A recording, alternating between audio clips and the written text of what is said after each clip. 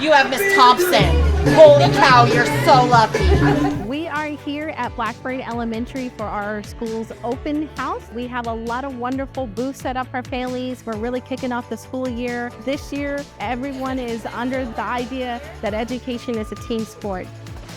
Tonight, I'm hoping that we have a great turnout. I want to hear from the parents when they're coming in and just making them feel welcome, letting them know from the start, hey, I'm here to support your child. You want to know, what language do they prefer? What are the needs of their specific child? And even asking them what do they want to see their child learn this school year.